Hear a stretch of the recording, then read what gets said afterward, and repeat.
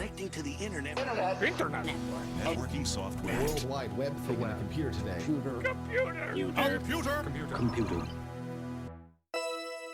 NetSurfer Pro. Hello and welcome to NetSurfer Pro, a whirlwind ride through the World Wide Web. I'm your co-host this week, Galen. And I'm your host this week, Matthew Marisa, and I'm so excited. So this is actually kind of embarrassing because we're recording this a week in advance. Today is the day that our previous episode came out, which is April 13th, which is a very special day for someone. Yes. Very close to me. Someone really important. Really important for internet culture. Mm-hmm. Really, it makes the rounds every years, and we try, I think we're finally going to just come out and say it right now. At 3, 2, 1, John is Egbert. making out his tunes. Wait, hold on. What'd you say? I said it's Homestuck Day. But it's also the Neil banging out his tunes in 2006.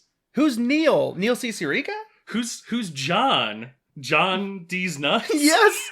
Gotcha! Oh, I've been waiting all year for this! Oh, damn it. Tag your friends to totally April 13th, John D's nuts them. I got diagnosed with John D's. But yes, That's today, nothing to laugh at. But It's a horrible illness.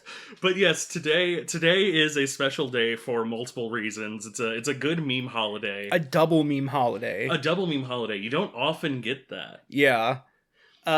So it's Neil banging out his Tunes Day, which is on a Thursday. It's also Homestuck Day, which I have seen actually like nothing about on the internet. Yeah. It's like Homestuck has just kind of disappeared ever since the Sarah Zed debacle where she got sued. Yeah. It's like, all right, Homestuck's not saying anything. People aren't saying anything about Homestuck. It's like the internet has collectively agreed to just like, just kind of sideline it. Yeah, just kind of look at it with a side eye. Also, I'm looking at our lawyers. Did she actually get sued, or did she just get like a legal threat?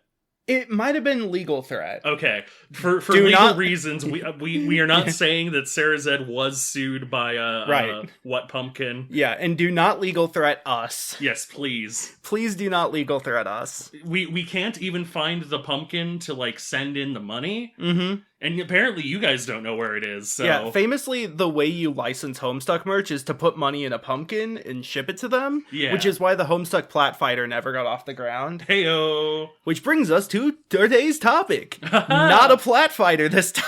Yeah, we're talking about a very two-dimensional fighter, as opposed to Plat Fighters, which are three-dimensional. Because it's left, right, and up. Yeah. So, it's funny we mentioned Plat Fighters because we're not talking about one today. We talked about one last week on the actual April 13th, which again, the whole temporal aspect of this podcast is really starting to fall apart like Dark Souls 3.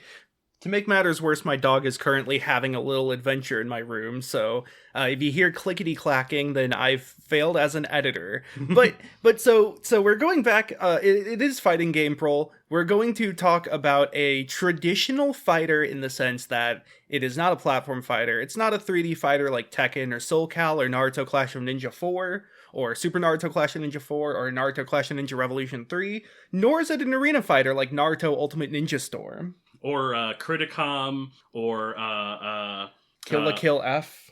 King of Fighters 94. Yeah, no. It is like King of Fighters 98 though. Ultimate Mix.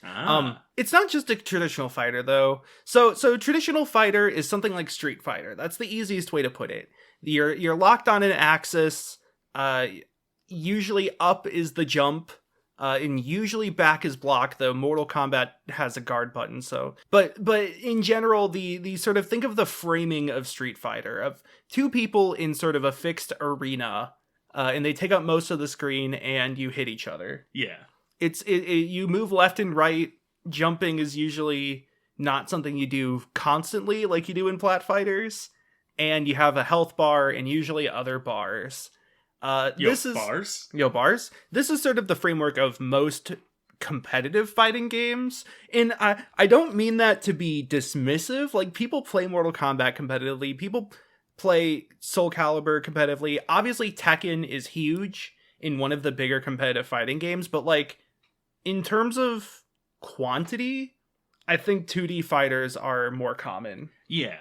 It's weird because like trying to define fighting games is so hard because so many fighting games like to play with convention, not just things like dive kick or footsies that are intentionally like reduced or minimized or minimalist, but like there are games that straddle the line. Like even the aforementioned Naruto Clash of Ninja Revolution 3 is a 3D fighter, but it's a sidestepper, which Tekken sort of is as well. And so like in those games, you mainly move on a 2D plane, but left and right are sort of like rotating. Yeah. You don't have full 3D movement the way you would in like Devil May Cry, you know? Yeah.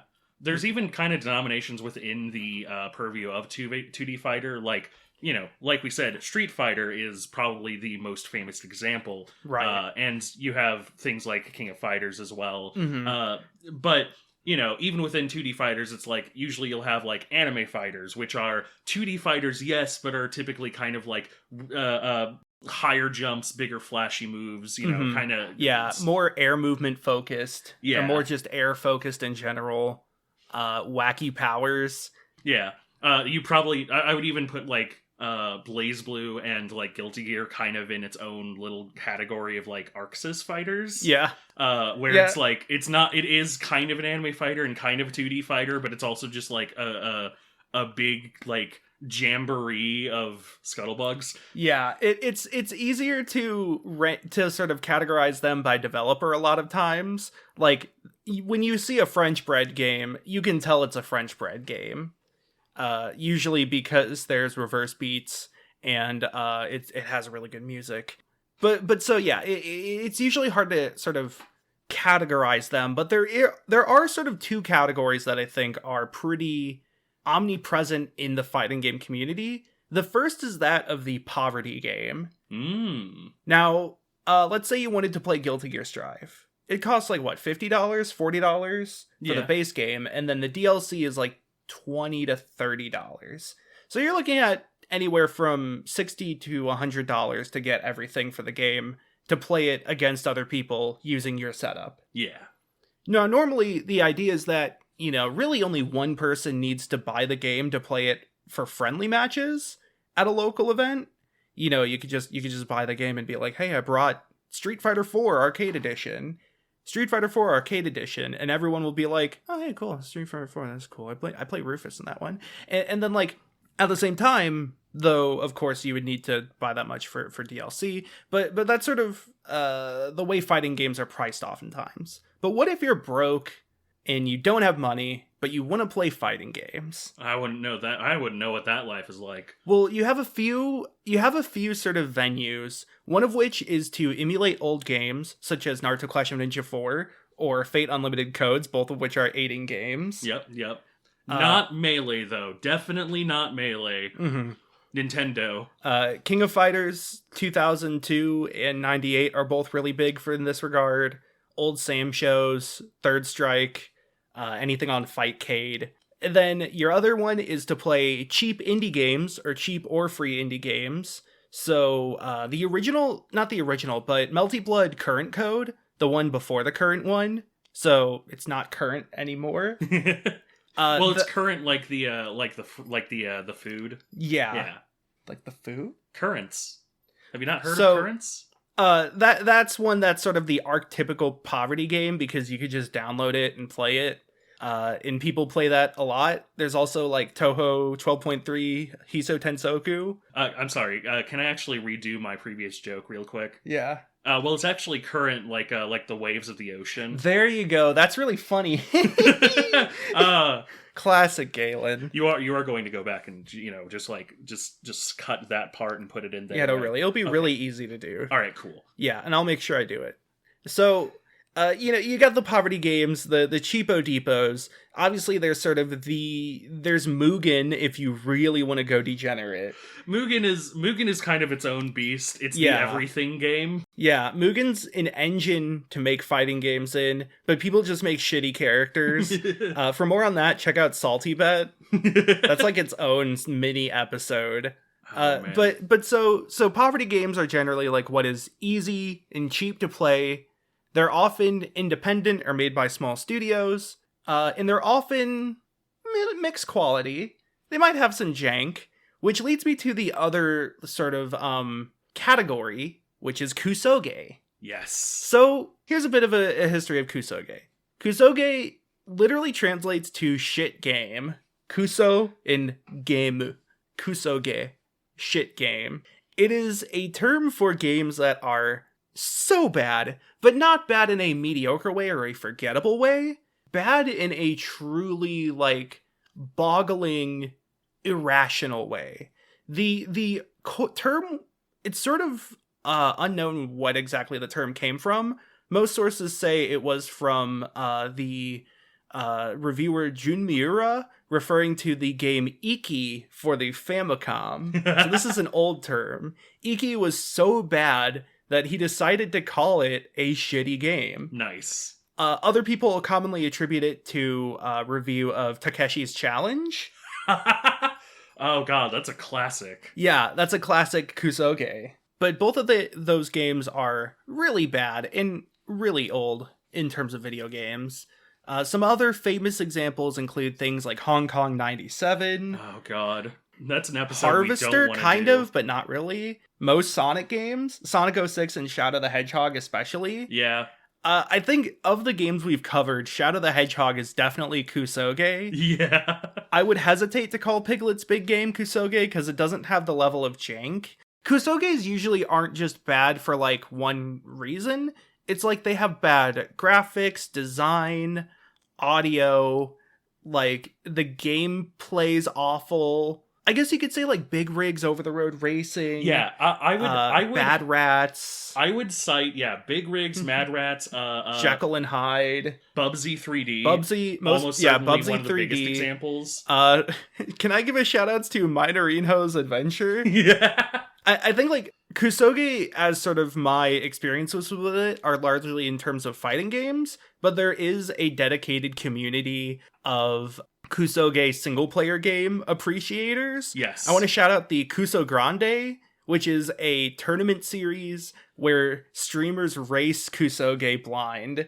That's so Captain good. Novalin's a famous one. That's Oh, about yeah. insulin and diabetes. Yeah. The Awful Block on AGDQ and SGDQ tends to be focused on Kusoge. And then I also want to shout out Author Blues, who last year started his annual Dashing Through Trash event, where he plays through exclusively Kusoge, 30 of them throughout one of the months of the year. I want to say September. Nice. Don't quote me on that. Check out Author Blues for that, though. Ugh, wake me up when it's over, am I right?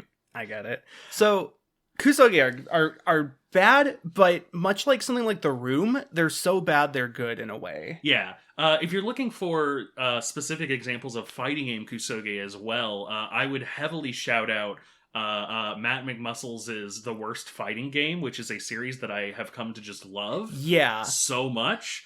Where he goes over both like famous and like honestly lesser known examples. Shaq Fu he did an episode on. Criticom was sort of the impetus for the whole series. Like Mortal Kombat Advance is famously one of the worst ports of Mortal Kombat. Yeah, but some of these Kusoge are just very bad to where nobody really plays them, but there are some that dedicate like really they foster really dedicated communities despite the shittiness because they're ridiculous or fun to play in some way. Yeah. For some examples are Dong Dong Never Die, which is like an FMV game of like buff muscle men.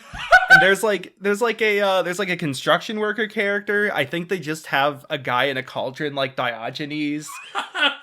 There is also the Hokuto no Ken fighting game, the Fist of the North Star fighting game, is another classic one that's sort of spoken of in whispers of legend in the fighting game community, because almost every character in that game has an infinite, and the infinites involve like hitting somebody against the ground and they ground bounce a billion times. Look up HNK basketball combo and you might be able to find a good video of that. But sort of one of the advantages of a multiplayer Kusoge is that all the people playing the game get to share in the misery. And when something silly happens, everyone gets to share in the joy. And when you're playing a competitive Kusoge, it sort of goes from like the game has to be completely balanced to everyone has the same access to the same, ridiculous moves and wild options. Yeah. There is a difference between like something that is equally something where it's, heavily imbalanced and it's just kind of unfun, and something where everything is kind of equally broken. Yeah.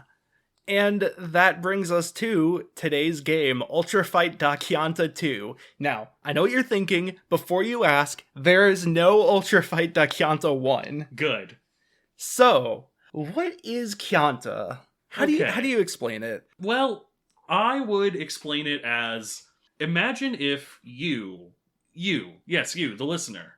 Yeah, you. Imagine if you had basically no real, like, programming experience, no real art experience, and said, I'm gonna make a fighting game. Yep. So Kyanta, let's get this out of the way. The art is like pencil sketches with colored pencil filling them in. Yeah. It's not good art by most senses. You can tell that the artist is really only practiced in drawing girls. Yeah. But that makes it enjoyable in sort of an outsider art way. Yeah, again, The mu- very MS Paint. The music is absolute dog shit, and I love it. It sounds like the worst Rugrats soundtrack if it was trying to be like the Rugrats fighting game. Oh, man. Rugrats versus Capcom 3. Tread it on my grown-up Chucky. Yeah. My stand, grown up Chucky. Oh man, I can't wait to see Ryo punch a baby, and I also can't wait to see fucking Tommy Pickles have a Ryu number of 1. Oh man. But like so that all is out of the way. The first thing you'll notice when this game boots up is it's loud and has a lot of flashing lights. So if you're sensitive to that, please do not play the game. Yep. Or be aware of that. Like legitimate flashing lights warning. You'll notice that it doesn't have great aspect ratio options, which is part of the fun. Yep. You'll hear a loud voice, and then you'll probably, if you watch the intro video, which I highly recommend checking out on YouTube, It's even so if you're good. not going to play this game, because it'll introduce you to all the characters and then some. It'll get you ready. You will understand what the point of Kyanta is, what the soul of Kyanta is, if you watch the intro cutscene. But then it'll ask you to input a turbo, which is the speed the game plays at. It can go up to 7, which is way too much. It's really funny. I recommend keeping it on the default at 2, maybe 3 if you're feeling saucy. Yeah. I would recommend trying 7 literally once, and then going, ha, and then never doing it again. Yeah. And then you will hear, almost certainly, the sound effects. Almost all the sound effects in this game are made by the dev's mouth. So like when you select something, it goes, bah! I had to like turn away from the mic because it would have been too loud. Yeah. You had to turn away from the mic to breathe. Yeah. To ba. Like when you move your cursor on character select, every direction has its own sound effect that's a different version of the same mouth noise. I'm pretty sure some of the hit sound effects are just, and I'm pretty sure like there's a character who has like a jetpack and it's just the person making fart noises with their mouth. Yeah. It's so wild. It's like a scrapbook game where it's like they cut out pages from their notebook that they doodled in high school and then recorded themselves beatboxing and was like, oh, this is the shit. Yeah. Okay. But so that's just like the set dressing. The characters, by the way, some of them are like anthropomorphized animals, but not in like an appealing way like a furry might be. Yeah. I realize I say appealing and yeah, haha, but you know what I mean. Yeah. There is, the way that like kids draw people with muscles where you just kind of like put balls on them. You just sort of like, Put balls on them. put balls on them. You do like a little like, bump. There is a grappler character who's a bear with like gloves whose muscles are just that. Yeah.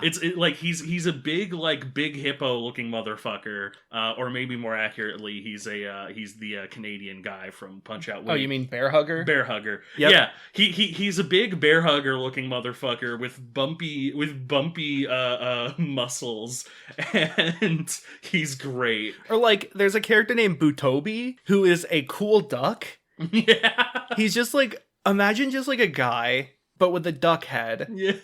and like regular blue hair, and he's the coolest guy. There's something really fun about how the creator of the game draws faces, especially in like the windscreen, because they're always way more detailed. And for like the girls, it's just, there's like more detail, and you can tell that he spends most of his time drawing the girls. But then like for like the male characters, and especially the serious ones, there's just all these like lines and all this detail in increasing, and there's no sense of like perspective. Like so many characters just have their face on the side of their head. Like Gyanta, his wind thing is just like his mouth is shifted over to the left side of his face. Yeah, very anime, very, Yeah, if you've seen those pictures of like an anime character where they have the little divot for their mouth on like the side of their cheek, and then their mouth is in the middle of their head. Yeah. It's like that, but better, because there's more detail. It's like, it reminds me of Bobobo. Yeah. In Bobobo, Yoshio Sawai, the author of Bobobo, does this thing where he will put way too much detail into the dumbest panels, and then whenever there's a serious panel, he'll put no detail into it, because like the joke is that they take everything so seriously, and that it does the serious detailed close-up when you don't want it to. That's like this game, except that's your reward for winning. You're welcome. Also, there's a character who is a dog called Taro, and if you win with him, you get to see his butt. Which is, of course, a deep reference to Marvel vs. Capcom 3, where Amaterasu has a butthole. I'm not even lying. Nice. Real fact. But so, like, we're just talking about the aesthetics. The stages are also great. Characters are great.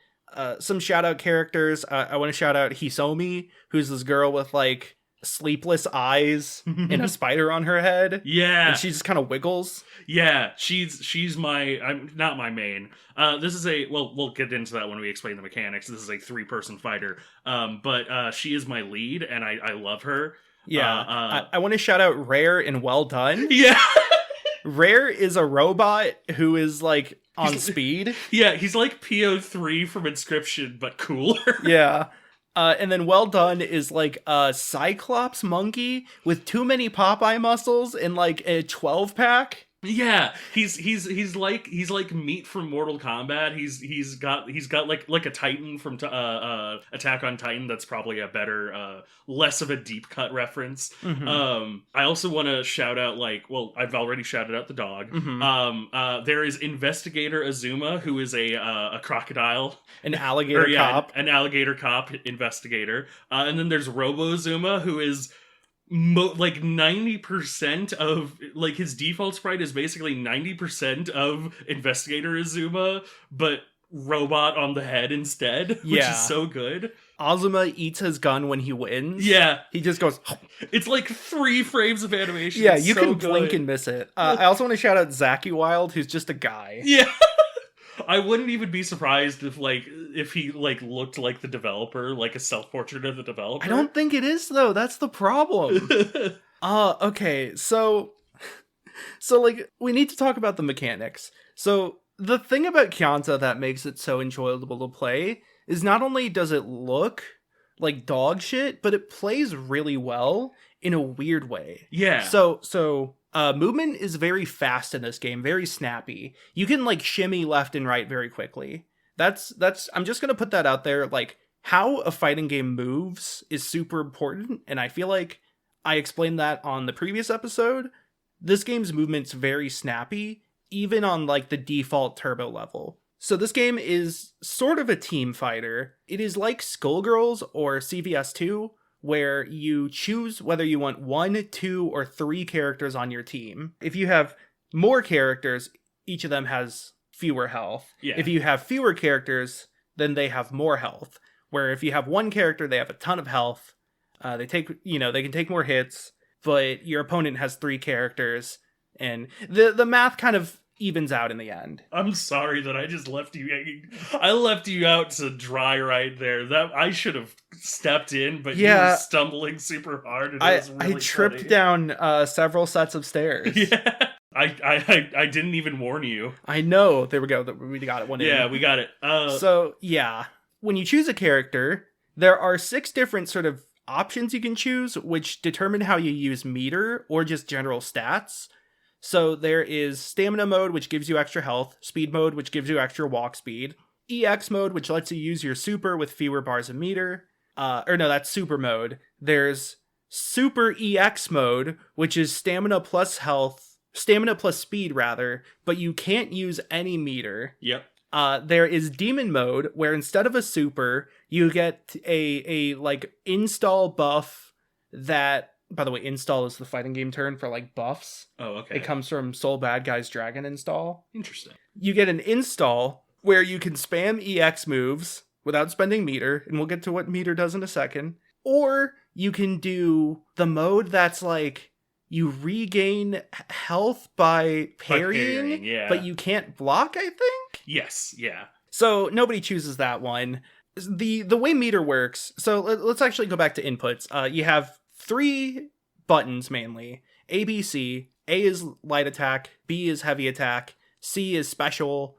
You have a grounded special, crouching special, and air special. And you pretty much have grounded, crouching, and air versions for all your other moves. D button is super. So if you have a meter type that lets you access your super, you press a 4th button to use it. Every character has 2 supers, I believe. Yeah, and you can choose which one you use for the fight when you choose the character. Then A plus B is throw, which you can also assign to a button. Throws B blocks. B plus C is Kyanta cancel, K cancel, which is essentially just Roman cancels in Guilty Gear, which is a term for where you spend meter to stop whatever you're doing immediately, and that's it. Yeah. This is a really cool mechanic that a lot of fighting games have a variation of, because it kind of immediately introduces a ton of options for a very lightweight and simple mechanic. Yeah. The ability to stop what you're doing is simple in that I just explained it in one sentence. You spend meter to stop what you're doing. But like, there's so many emergent things you can get out of that. If a move moves you closer to the opponent but is unsafe, you can use that to get close and then become free to do whatever. If like there's a projectile that has a long recovery frame, you can do the projectile, cancel it, and then do something else while the projectile's moving. If you mess up and attack your opponent with something that's not safe on block, you can just not be unsafe anymore. Yeah. You can be free, you can be safer. It is a tool built for creativity in emergent systems, which for a competitive game where you're kind of encouraged to explore the characters you play as, it's really good. That's why so many games have it. But it's not as important in this game, it feels like. There is, and then there's EX moves, which are, I want to say C plus D, but don't quote me on that. But EX moves are a stronger version of usually your standing B move, your 5B as they call it, and it's usually just armored and fast and maybe a bit safer. It's pretty good. Yeah. It's pretty good. Different characters' EX moves might be really good. Some of them aren't as good. There are some characters that prefer to have demon mode so they can spam EX mode. I think Tsukinami is a good example, because she spin. She goes spin. Chihiro is another one who has a grab as his EX move. And since it's an armored EX move, you can just run up to people with armor and grab them in the face. And what are they going to do about it? Jump? Move? Yeah. Guard? So the game's pretty simple. There is a parry, which is third strike style, where you press forward instead of back at the time that the attack hits you, and you parry, and it gives you a bit of meter. Yay. Ooh. Generally hard to do unless you've really spent time with the game. Easy to do on accident, which is kind of funny. Yeah. It's really important for some characters because you do have a guard bar, your Boko bar. And if you just block attacks too much, your Boko will get binted and your guard will break and you'll be dizzy. You don't want your Bokos binted. Not at all. I believe that when it's broken, it's called a Boko break. Yeah. But Boko's binted is the traditional term. If you go to anybody in the street and say Boko's binted, they will understand. Yeah. The other thing to note is just that the game is very fast. Attacks are very strong, especially against a team of 3. Yeah. It is very easy for the game to be over in like 10 seconds. So yeah, for a bit of idea of scale, each character has varying amounts of health, but on a standard team, which is 3 team, you're probably going to have somewhere between like 150 and 250 ish. Somewhere within that area, usually more on the higher side if you pick stamina, which is recommended for beginners, and is also just always a good option. And like, individual moves will do like 30 damage, 12 damage, but like an entire like set of 12 damage. Like, individual projectiles will do, really, really decent damage. And so, the playing field is pretty low, and then the moves themselves are pretty high in that playing field. Yeah, I think most supers do 100 or more damage. Yeah.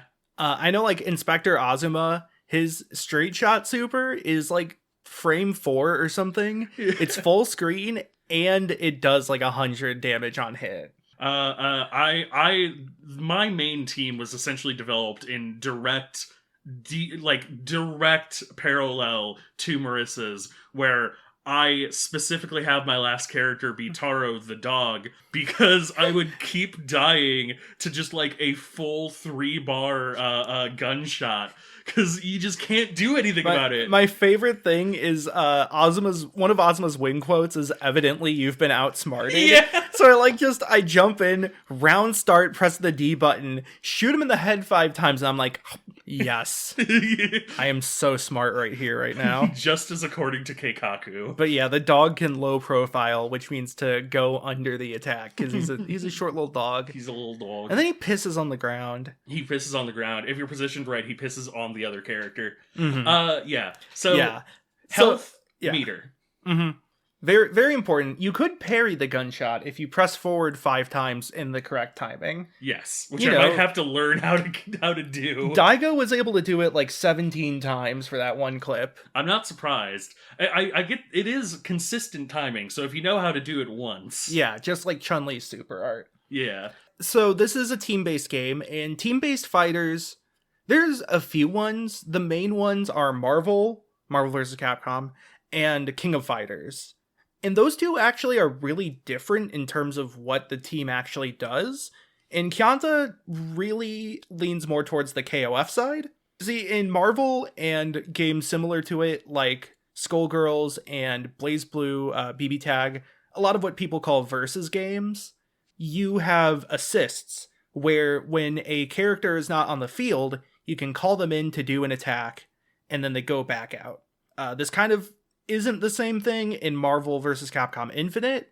They have sort of the opposite, where instead of calling in a character that doesn't attack and then leaves, you tag into a new character. Your pre-existing character finishes their attack and then tags out. And there's like that's sort of how it works in Street Fighter X Tekken as well. So it's usually one of those two, but in those types of games, the interplay between characters is more readily available and comes out in the middle of a match. Whereas in King of Fighters, it is pretty much just like you fight one-on-one, and then when your first character loses, your next character comes out. You essentially have like 3 or 2 health bars. Yeah, with each health bar having a different move set. Yeah. Now, in both of those games, both KOF games and versus games, your meter carries over between characters. So like in KOF, you'll start with less than a bar of meter, but then by the time your second character comes out, you'll usually have at least a bar and a half, if not 2. Yeah. So when it comes to team building structure, the strategy is generally like character 1 is a character that is good at getting in on the opponent, or is a safe character, good at building meter in some way. Character 2 is the sort of main character you'll be playing the game with. They have good ways to spend meter on damage or setups or things like that. And then the third character is your anchor. They are better at cleaning things up, maybe a little safer, usually made to just take out the last character on the opponent's team, or something that's good at surviving. Yeah. So like when I played KOF, I kind of just put my best character last because I was the best at neutral with them, and so I was like, well, if I'm down to my last leg, I should probably put my best character there. Though I don't know if that's exactly, the best practice. In versus games, there's a lot other things to consider. Like in Marvel 3, for example, there's the matter of, do I want to tag into this character from my super, or do I do aerial combos this way? In Marvel especially, you tend to have the character who dumps meter be your third character, because they'll just come out with 5 bars of meter. Marvel 3 also has X Factor, which is a big comeback mechanic. Similarly, in Marvel 2, Marvel 2 is weird. Marvel 2 team building is a whole other deal. It's like there's like 6 characters that are really good, but the ways they're really good are kind of the same and also different. And it's too much to get into right now. Why did I even bring it up? Okay. But anyways, back to Kyanta. Yeah, so Kyanta. I haven't really talked to like top players of this game, so this is all just our general opinions. Personally, my team building is obviously 3 characters I like, with all the meter dumping being on the third one, and usually the first one is just a character that I can build meter with. Yeah. Somebody who I don't really want to spend meter on. So I play Hatoyan, who is a ninja. She's not very good, but damn can I play neutral with her by walking left and right. I can shimmy with her. Then my second character is, Nanatsu? Who is like Ladybug Girl, and she has some decent neutral tools. She has some little projectiles, and I can spend meter on her if I want to, but I usually don't plan on it, because I play Azuma in my last slot, who I just dump all the meter on the gunshot, and then I eat the gun. Whole horses emperor gun. Yeah. Typically, so this started out with me just literally trying every single character. Speaking of which, I have a list here, and I just want to shout out a couple of things. For example, there is Kyanta and Gyanta? Yeah. Oh, no. Yeah, Yeah. Kyanta and Gyanta, who's the Azuma, and then there's Katana Kyanta. You mean Akuma? Or the Akuma, yes. Yeah. Sorry. And then there's Dr. K. Yeah, Dr. K is a different cat, I'm pretty sure. Probably, but I think that's pretty funny. There is Michelle, who's like a cat lady with a sword, and then there's M. Michelle, who's like Mask Michelle. Yeah. Who's like a tuxedo mask version of Michelle. Evil Michelle. Evil Michelle, who also has a super called Michelle L. Mm-hmm. There's already mentioned Rare and Well Done. Yep, Rare and Well Done. There's twins Masao and Masako. Masao sucks. Masako's pretty good. And yeah. And then there's Kinoko. We didn't even talk about Kinoko. Kinoko is like in a game of fucked up characters, Kinoko is literally the one character who completely breaks everything. So, because she isn't like a traditional character. Yeah. She is a joke character in the truest sense of the word. So to explain, her super, the Rockfall super, makes rocks spawn from the top of the stage for the rest of the round until one of them dies. Mm-hmm. Both players can get hit by the rocks, including Kinoko. They're unblockable, and some of the rocks insta-kill. So have fun with that. Yeah. There is, one of the great things about Kusoge is that they're really fun to take to locals, because people will get distracted by them, and it becomes this social event of gathering round the Kusoge setup. Like a month ago or so, somebody had just, for no good reason, bought Phantom Breaker Omnia, which is a garbage fighting game, barely enjoyable, very Kusoge.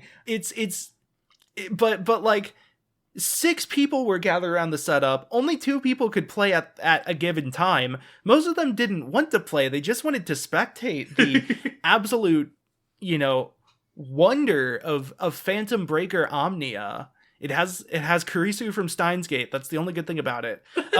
And similarly, like, Like, so I think a lot of these games, though, they will have like one character that sells the game. Yes. The elevator pitch character, the demo mode character, the like attract mode character. For DFCI, for example, Dengeki Bunko Fighting Climax Ignition, one of STL's best games. Nice. As in the games we're best at and that has the most players here. Tomoka is the character that does this because she turns the opponent into a basketball and shoots a 3-pointer. Right. In Kyanta, it's Kinoko. Yeah. Kinoko is like something that the game is known for. It is so good. To talk briefly on my own team. Right now, I found Hisomi as my lead with the not the demon mode, but the other mode, the Super EX mode. I quite like as a lead to build meter.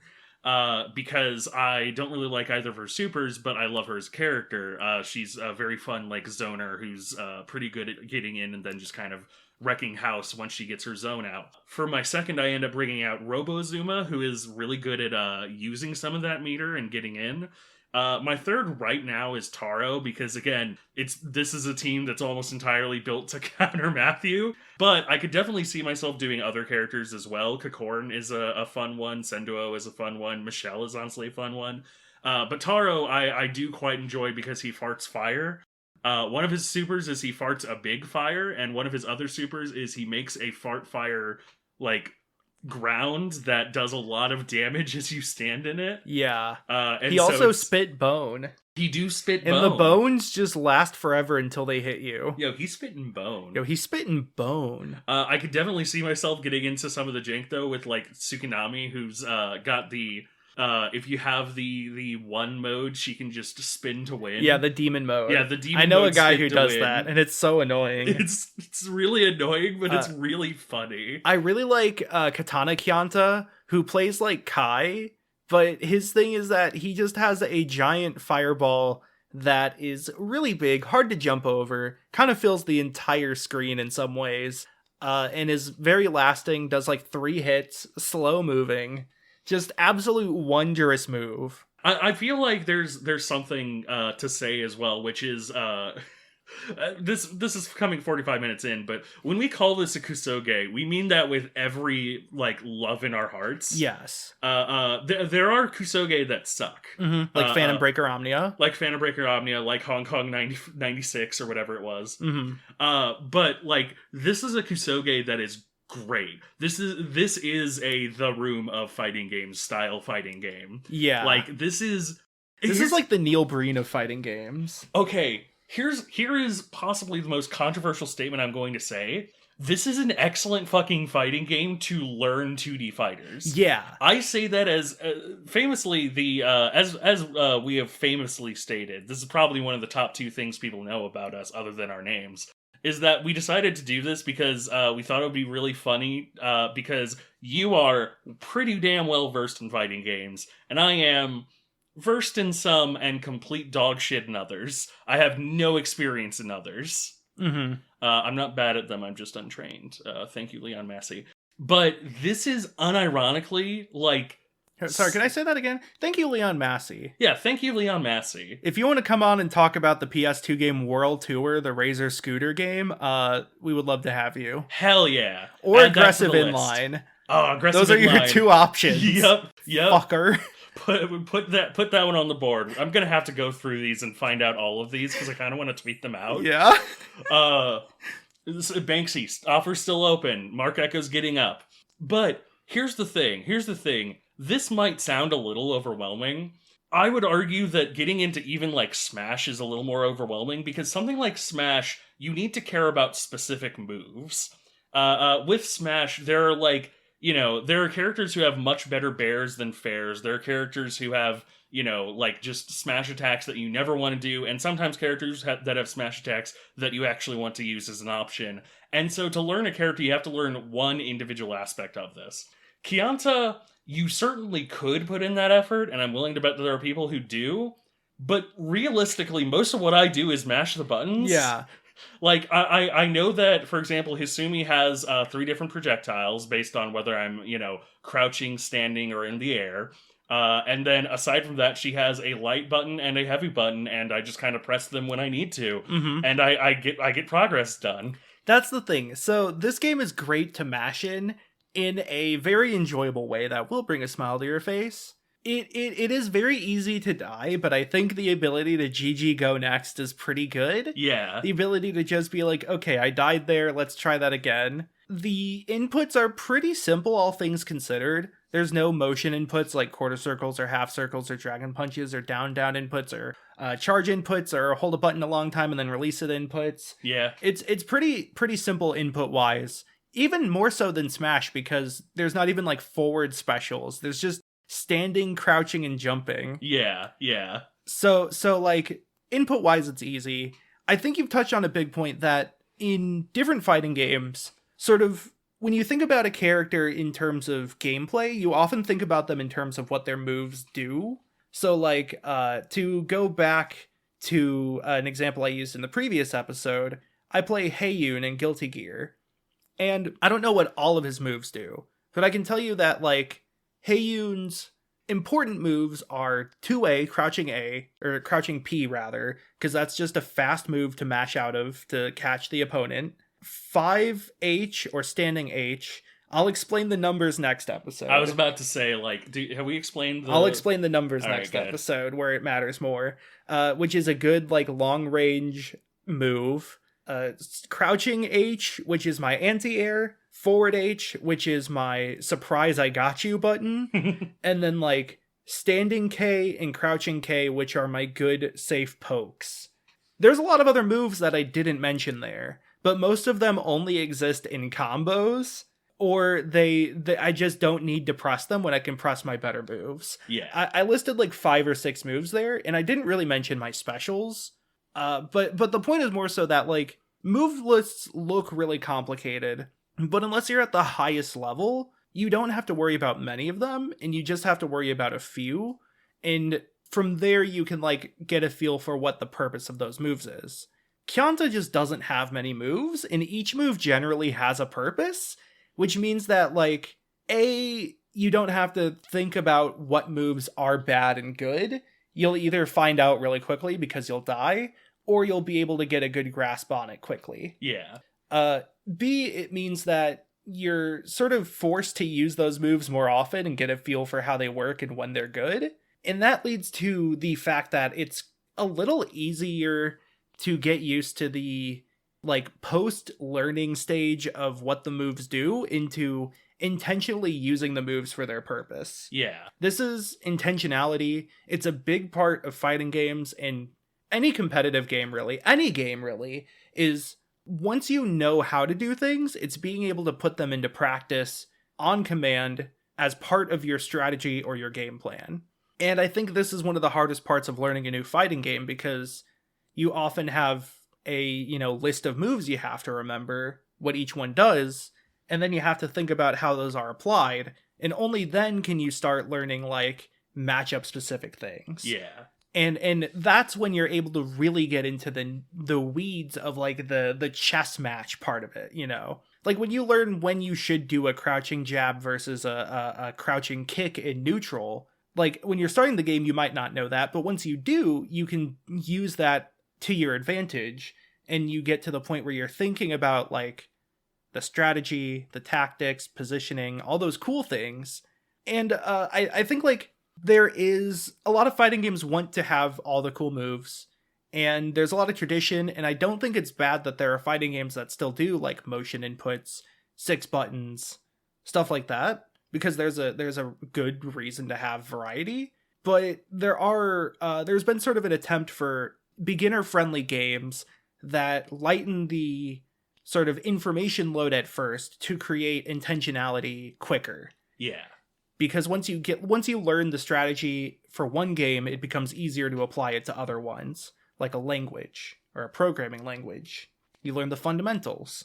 Now, I kind of want to give a whisper ins to Fantasy Strike. David Sirlin aside, Fantasy Strike tried to do something very similar where, like, health is simple, mechanics are simple, moves are simple, motions are simple, but it kind of ended up becoming more it became less beginner friendly because like everything started to go towards like rock paper scissors because David Serlin likes making rock paper scissors, and a lot of attacks had a lot of recovery, and it wasn't like fun to mash in. And it just like there's a difference between casual player friendly as like low execution and casual player friendly as like button mashing is fun. Yeah. And that's where Kyanta really shines. It aims to get people into fighting games not just by being simple to control, but by being just funny and charming and silly. And that's honestly like the best way to get people into something. I want to kind of even shout out that like I feel like part of why it's fun is that it's not just, I feel like this is the kind of game you can really enjoy from basically any skill level, because if you don't know a whole lot about fighting games, or at least, you know, or like, you know, maybe like me where you have experience with some, but, you know, 2D fighters are alien to you, you're immediately going to really enjoy some of the, I mean, the wacky characters, the art is already wonderful. It's just like some of the dumb shit that the moves do. And then once you're at a high level, you can even more appreciate some of the dumb shit that the moves do, where it's like, you know, it's just like, you know, wait, sorry, that's, you know, all the way across the stage. That's 5 shots in a row, all the way across the stage. It's plus on block. Yeah. It's so dumb that like I feel like it can be essentially universally enjoyed no matter how good you are at it, because even if you get to a really high level, like at a certain point you just have to stop and laugh at the stupid sound effects and the beautiful art and the you know the really silly characters. It's very fun. And I want to reiterate, people play this in like tournaments, and I love that. I would enter a tournament for this game. It's sick. Yeah. It's just also this like shitty mess of a game that we all love, and I think that's to be appreciated. And you know, to really explain, it's a shame that this isn't more well known in some degrees, because like fighting games are only now, I think, breaking back into mainstream. They were mainstream in the arcade days with, you know, early Mortal Kombat, early Street Fighter, and then they kind of petered out around the time of like Street Fighter 4. Yeah. Then they became popular again in terms of like hobbyists, people who play fighting games. But only recently are they becoming this big thing again, with especially Guilty Gear Strive. Yeah. Being like, you know, introducing people to fighting games. And now like Street Fighter 6 coming out is going to be huge. But like, those are so many layers of like being in the know and being into fighting games removed from Kyanta. And I wish more people knew about Kyanta, because it's just so dumb good. Yeah.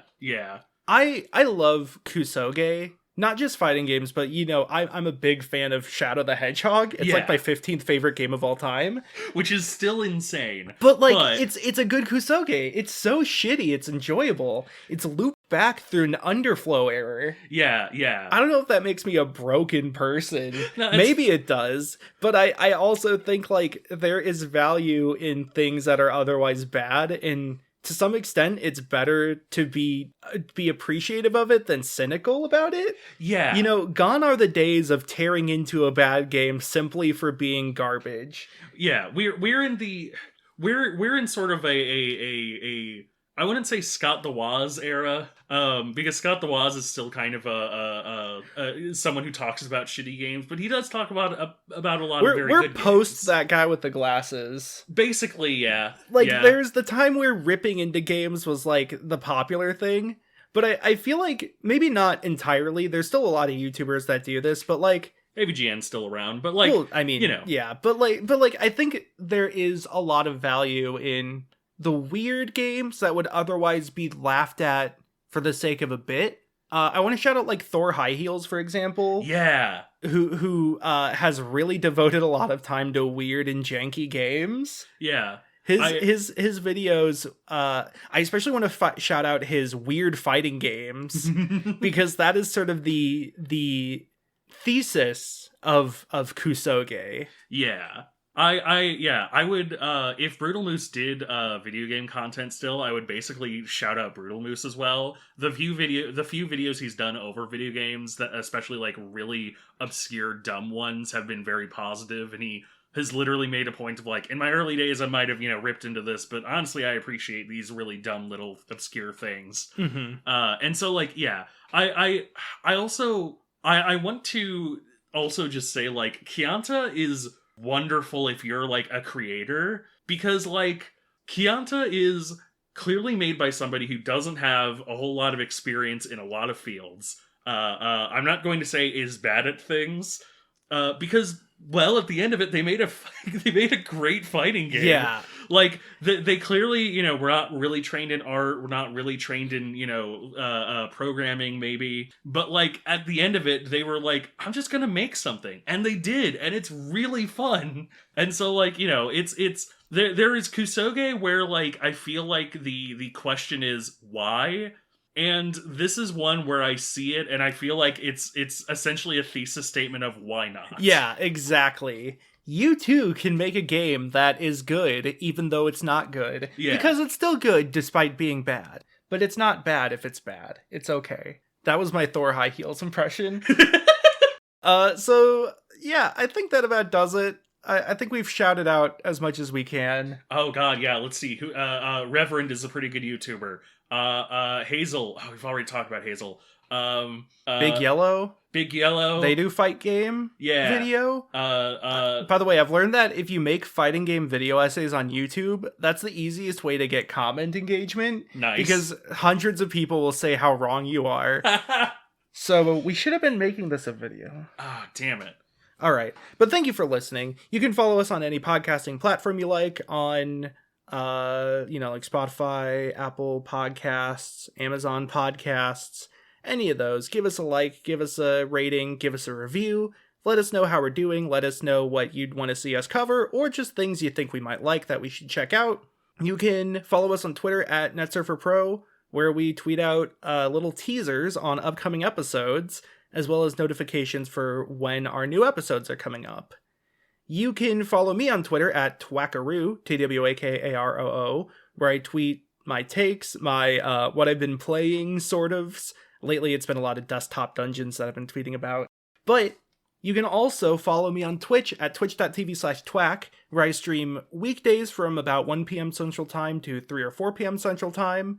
And 2 announcements.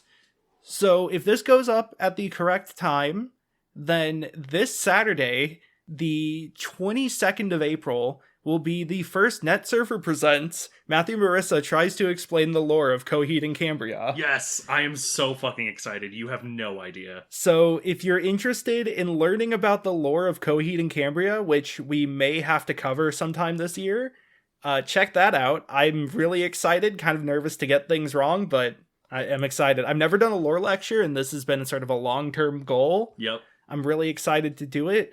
And then after that, May 1st through 31st is Mega May, where on my Twitch channel I will be playing through Mega Man 1 through 11, Mega Man X through 6, and if enough money is raised, I will be playing through Mega Mari, Street Fighter X Mega Man, Nezumi Man, and of course, if enough money is raised, Mighty Number 9. And that is in service of the Juvenile Diabetes Research Foundation, the JDRF, which funds type 1 diabetes and diabetes awareness and research, especially. A lot of advancements have come from them in the various laboratories they fund, and I am, always very glad to support them and raise money for them. So if you're interested in donating to a good cause while also watching me play some good games and some bad games and some Kusoge, then check out my streams throughout the month of May. It's Mega May. Yeah. On Twack's channel. Even if you're an anime fan, this is one prom night you don't want to miss. Sick.